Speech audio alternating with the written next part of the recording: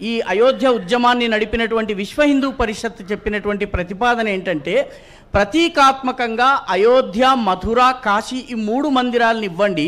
33,000 మందిరాలు ఏవైతే ఉన్నాయో వాటన్నిటినీ ఇప్పుడు తిరగతోడవలసినటువంటి అవసరం లేదు జాతికి.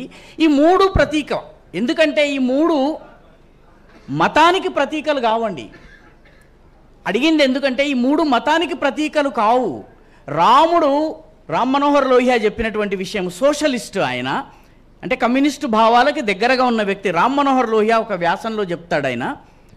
బహుశా ఇక్కడ ఉన్నవాళ్ళు చాలామందికి రామ్ మనోహర్ లోహియా తెలియకపోవచ్చు, సార్కి బాగా తెలుస్తుంది.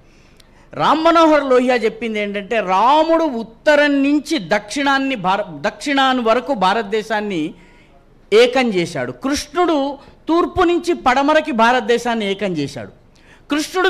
శివుడు మొత్తం భారతదేశాన్ని కలిపాడు.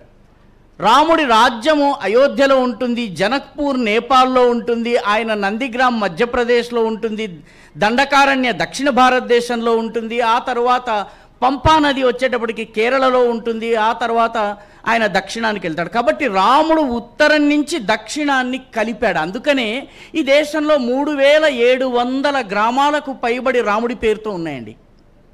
ఇది గవర్నమెంట్ ఇచ్చినటువంటి స్టాటిస్టిక్స్. కృష్ణుడు తూర్పు నుంచి పడమర కలిపాడు.